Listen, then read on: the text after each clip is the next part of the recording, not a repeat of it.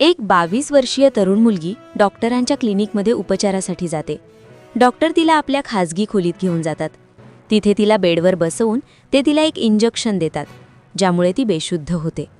मुलगी बेशुद्ध पडल्यावर डॉक्टर तिचे सर्व कपडे काढून टाकतात आणि नंतर जे काही करतात त्यामुळे संपूर्ण समाज हादरतो. ही घटना वैद्यकीय व्यवसायाला काळिमा फासणारी ठरते. नेमके काय घडले? डॉक्टरांनी काय केले की संपूर्ण राज्यात संतापाची लाट उसळली? चला, हे संपूर्ण प्रकरण जाणून घेऊया. ही घटना आहे उत्तर प्रदेशातील एका मोठ्या शहराची. त्या शहरात 35 वर्षीय डॉक्टर विक्रम शर्मा हे आपल्या कुटुंबासह सुखाने राहत होते. विक्रमला 5-6 वर्षांपूर्वी लग्न झाले होते. त्यांची पत्नी सुशिक्षित आणि सुंदर होती. शहरात त्यांचे एक प्रशस्त घर होते आणि त्यांनी एक भव्य हॉस्पिटलही उघडले होते. हॉस्पिटलमध्ये त्यांच्या मार्गदर्शनाखाली 5-7 इतर डॉक्टर आणि मोठा स्टाफ काम करत असे. विक्रमचे शहरात खूप नाव होते. त्यांना एक गोड मुलगीही होती. एकूणच त्यांच्या आयुष्यात कसलीही कमतरता नव्हती.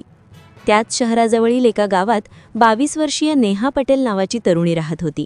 नेहाने नुकतेच फार्मसीचे शिक्षण पूर्ण केले होते. ती दिसायला अतिशय आकर्षक होती. शिक्षण पूर्ण झाल्यावर ती एका फार्मसीमध्ये नोकरीला लागली. तिथे चांगला पगार मिळत होता.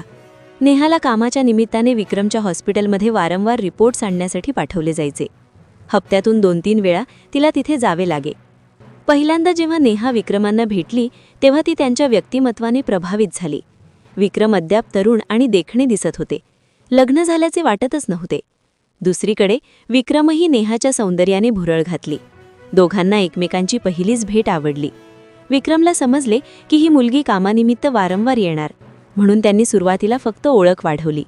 काही दिवसांतच नेहाच्या भेटी वाढल्या. दोघांमध्ये जवळीक निर्माण झाली.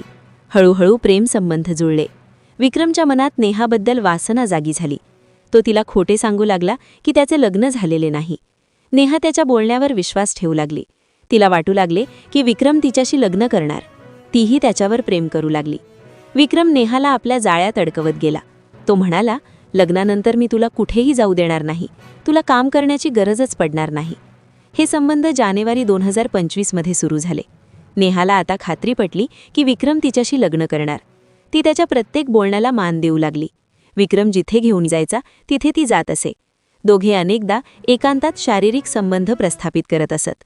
नेहाला यात कसलाही संकोच वाटत नव्हता, कारण तिला लग्नाची खात्री होती. विक्रम तिला भरपूर पैसेही देत असे. हे सर्व चालू असताना एके दिवशी नेहाला कळले की विक्रम आधीपासूनच विवाहित आहे आणि त्याला मुलगीही आहे. यानंतर दोघांमध्ये भांडणे सुरू झाली. नेहा विक्रमला भेटणे बंद करू लागली. फोनवरही बोलत नव्हती. उलट विक्रम फोन करताच ती धमक्या देऊ लागली. तुम्ही माझ्याशी लग्न करा, नाहीतर मी आत्महत्या करेन किंवा तुमच्या विरोधात खोटा गुन्हा दाखल करेन. विक्रमला काही समजत नव्हते. तो आपल्या पत्नी आणि मुलीच्या भविष्याचा विचार करू लागला. नेहाला कायमचे बाजूला करण्याचा निर्णय घेतला. त्याने एक भयंकर योजना आखली. नेहाला शेवटची भेट घेण्यासाठी हॉस्पिटलमध्ये बोलावले. तारीख होती 15 जून 2025. नेहा विश्वासाने आली. त्या दिवशी रात्री हॉस्पिटलमध्ये फारसे लोक नव्हते. नेहा म्हणाली की तिची तब्येत बरी नाही. विक्रमने तिला इंजेक्शन देण्याचे सांगितले. ते इंजेक्शन तब्येत सुधारण्याचे नव्हते, तर बेशुद्ध करण्याचे आणि ड्रग्सचे होते. नेहा लगेच बेशुद्ध पडली. विक्रमने तिचे सर्व कपडे काढले आणि तिला कारमध्ये घातले. रात्रीच्या वेळी शहराबाहेरील एका निर्जन हायवेवर तो तिला घेऊन गेला.